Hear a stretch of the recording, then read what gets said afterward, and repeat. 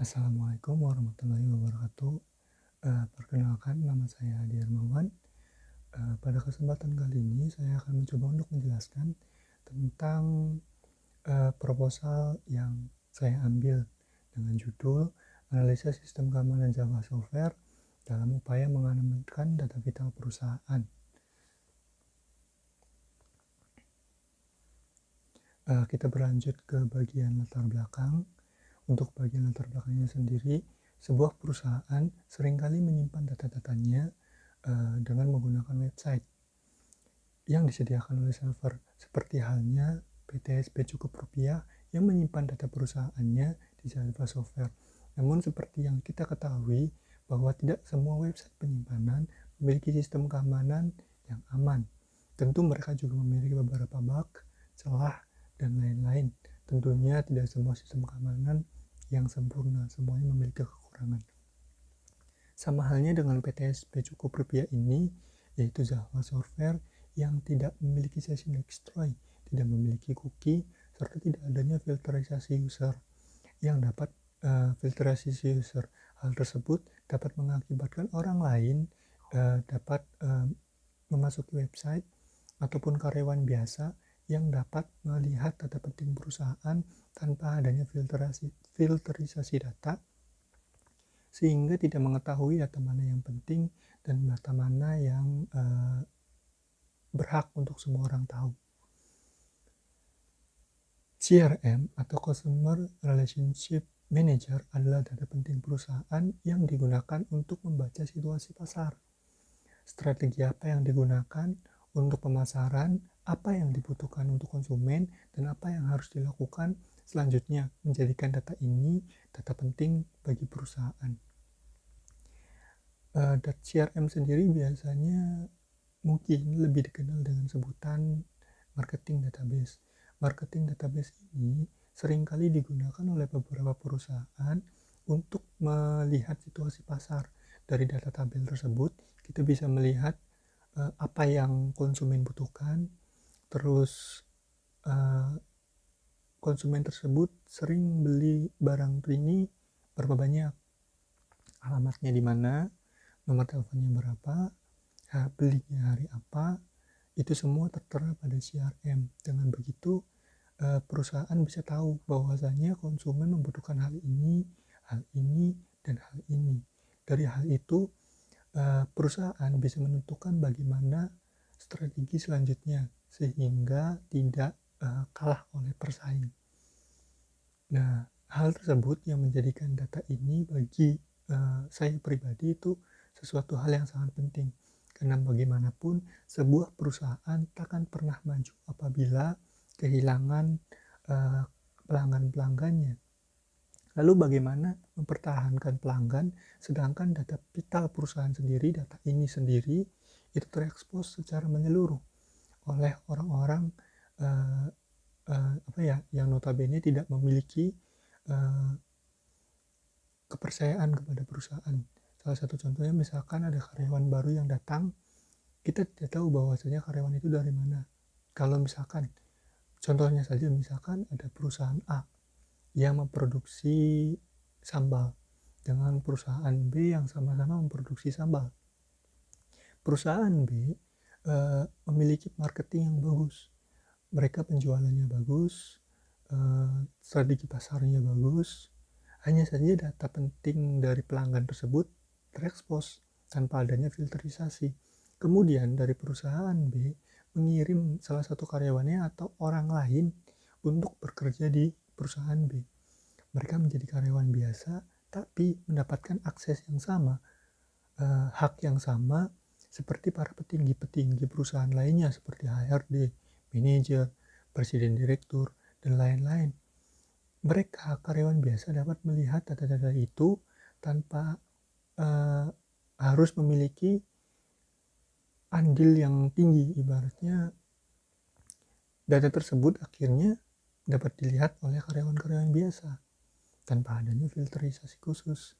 Sehingga apabila data tersebut dicuri, kemudian dijual kepada perusahaan pesaing, kemudian perusahaan pesaing menggunakan data tersebut untuk memberikan promosi serta beberapa banyak kebijakan-kebijakan yang mempermudah pelanggan dari perusahaan B, sehingga perusahaan B pelanggan setianya bisa dicuri begitu saja.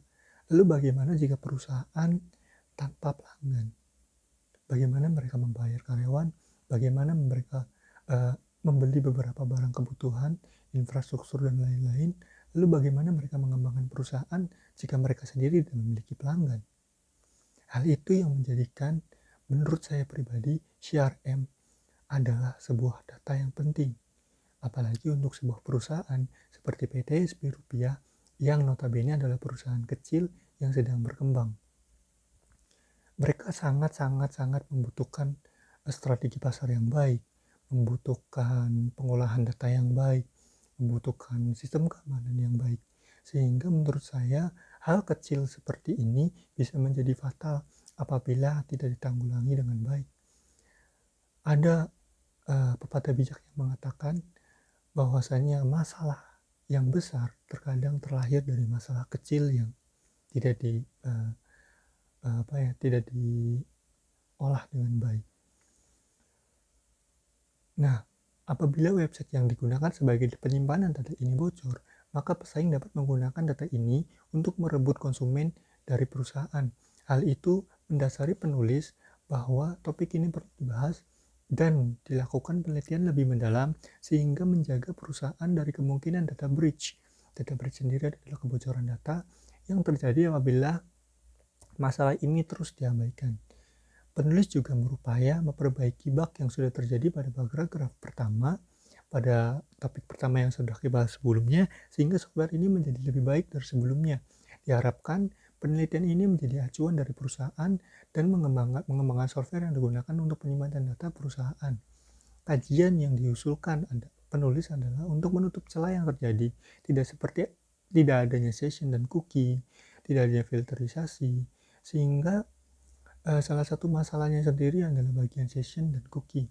Salah satu contoh kasusnya, apabila user sudah login, kemudian biasanya sebuah website yang memiliki cookie, ada opsi apakah password akan disimpan atau tidak. Nah, pada website Zahar Software sendiri, itu tidak ada hal seperti itu. Mereka akan otomatis menyimpan passwordnya tanpa adanya persetujuan dari pengguna. Itu yang pertama. Yang kedua adalah tidak ada session destroy. Apa itu session destroy? Session destroy sendiri adalah salah satu hal yang digunakan untuk melakukan logout. Nah, biasanya ada sebuah coding yang dapat membuat user sendiri logout secara otomatis bernama jQuery idle. jQuery idle sendiri bisa digunakan untuk melakukan timing, di mana timing tersebut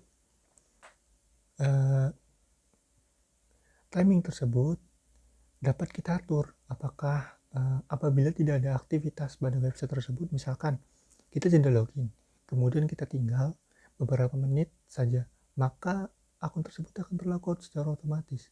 Jadi orang lain ketika akan memasuki website tersebut harus memasukkan user dan password. Nah, untuk website Zahar Software sendiri itu tidak ada hal tersebut.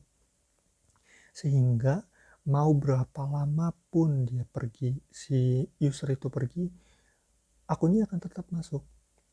Sehingga hal tersebut mengakibatkan saya berpikir bahwasanya hal tersebut perlu untuk dibahas, perlu untuk dilakukan pengajian lebih mendalam. Kemudian yang kedua adalah tidak adanya filterisasi, sehingga seperti yang saya bahas sebelumnya bahwasanya filterisasi ini sangat penting karena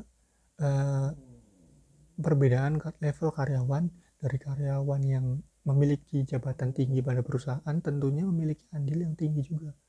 Mereka tentu berhak pada kemajuan perusahaan sendiri. Lalu bagaimana dengan karyawan biasa yang mungkin saja kita belum tahu karyawan itu berasal dari mana, atau karyawan tersebut memiliki belum secara 100% ataupun setidaknya di atas 50% bahwasanya karyawan tersebut dipercaya oleh perusahaan. Begitu. Dan untuk tujuan utamanya sendiri dari penelitian ini adalah menjadikan penelitian ini sebagai acuan pengembangan software perusahaan, PTSP cukup rupiah, sehingga data breach yang tidak terjadi karena masalah kecil yang tidak ditangani secara serius. Kemudian kita lanjut ke bagian kedua, yaitu rumusan masalah. Untuk rumusan masalah sendiri terbagi menjadi dua bagian. Yang pertama adalah waktu session login. Pada sebuah website memiliki fungsi agar user yang login akan terlogout secara otomatis apabila tidak ada aktivitas. Seperti salah satu contohnya adalah website dari kampus kita tercinta, yaitu STIM IKMI Cirebon, di mana ketika user tidak melakukan aktivitas apapun pada website IKMI, maka dia akan langsung terlogout secara otomatis. Itu adalah salah satu fungsi dari jQuery idle.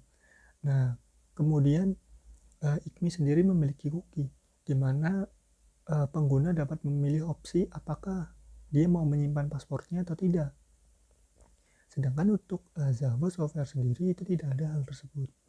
Terus untuk yang permasalahan yang kedua adalah sebuah website seringkali memberikan akses filterisasi seperti admin dan user.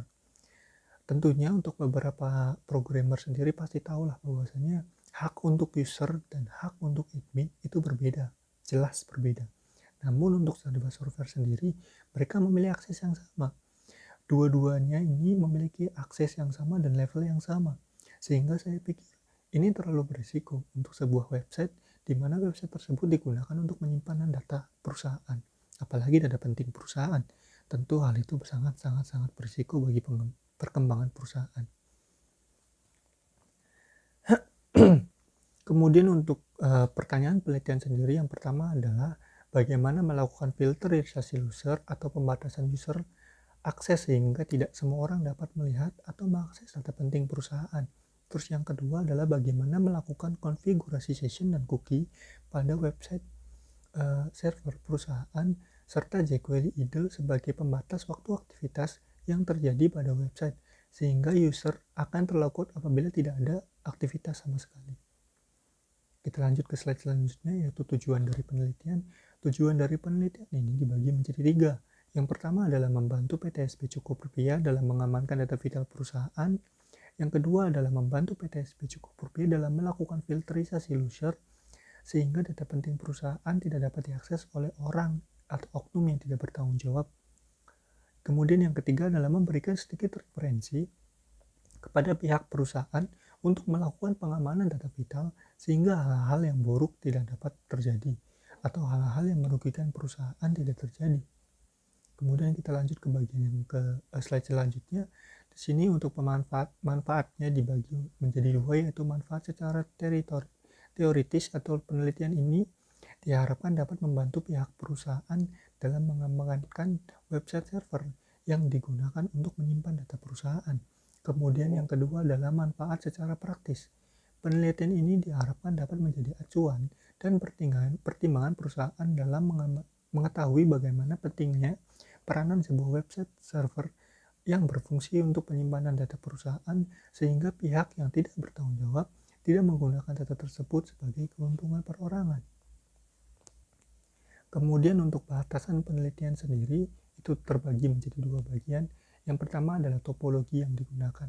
Untuk IKMI sendiri dia memiliki topologi menggunakan star kebetulan, dan untuk dia sendiri untuk ruangan server dan ruangan para karyawan itu berbeda. Jadi untuk bagian karyawan itu ada 2 lantai. Namun pada kesempatan kali ini saya membagi keduanya. Saya tidak memasukkan 2 lantai tersebut, kemudian saya hanya mengambil salah satu lantainya saja kebetulan untuk kita jadikan sampel pada presentasi kali ini. Kemudian yang kedua adalah spesifikasi hardware yang kebetulan saya gunakan, yaitu untuk prosesornya sendiri adalah Intel Core i5 generasi ke-8 dengan speed up to 3,6 GHz. Kemudian untuk OS-nya sendiri adalah menggunakan Windows 10 Pro 64-bit. Untuk hard disk storage-nya sendiri adalah SSD dengan besar penyimpanannya adalah 256 GB. Kemudian untuk lebar layarnya sendiri adalah 14 inci HD dengan lebarnya, resolusinya adalah 1366 dikali 368. Kemudian untuk graphic cardnya sendiri adalah Nvidia GeForce 930MX dengan besar VRAM-nya adalah 2 GB. Kemudian untuk RAM yang digunakan adalah 8 GB dengan DDR4, dan untuk displaynya sendiri adalah Intel UHD Graphic 620. Untuk slide selanjutnya adalah kerangka berpikir. Kerangka berpikir ini diawali dengan masalah yang dibagi menjadi 2 bagian, yaitu kurangnya pembatasan user biasa dengan user yang dipercaya penuh oleh perusahaan. Yang kedua adalah tidak adanya session dan cookie login, sehingga username dan password yang tersimpan di cache tanpa terhapus otomatis. Hal itu membuat orang lain dapat login ke dalam website tanpa harus memasukkan user dan password. Kemudian untuk tujuan penelitiannya sendiri adalah ingin ikut andil dan berusaha memberikan referensi dan pengetahuan mengenai bagaimana mengamankan data software dan mengenai tentang bagaimana pentingnya peranan sebuah website yang digunakan untuk penyimpanan data perusahaan. Kemudian untuk solusinya sendiri terbagi menjadi 3 bagian. Yang pertama adalah desain penelitian dengan menggunakan toolsnya sendiri adalah PHP, MySQL, XAMPP, Java, HTML, CSS, dan untuk software yang kita gunakan nanti adalah Laravel, kemudian Bootstrap, kemudian Notepad++. Untuk datanya sendiri saya mengambil data sampel, yaitu ada 3 data. Yang pertama adalah data biasa yang rencananya akan saya akses untuk user, dan yang satu lagi adalah data marketing database yang kebetulan marketing database ini akan saya masukkan ke bagian admin. Kemudian untuk metodenya sendiri adalah menggunakan metode waterfall. Untuk landasan teorinya sendiri adalah metode waterfall, bahasa pemrograman, desain web, filterisasi, session, dan cookie. Untuk jadwal penelitiannya sendiri seperti ini, dan untuk daftar pustakanya adalah seperti ini. Baik, terima kasih atas perhatiannya. Saya Adi Hermawan mohon undur diri. Apabila ada kesalahan dalam video kali ini, saya meminta maaf yang sebesar-besarnya. Saya akhiri mohon undur diri. Assalamualaikum warahmatullahi wabarakatuh.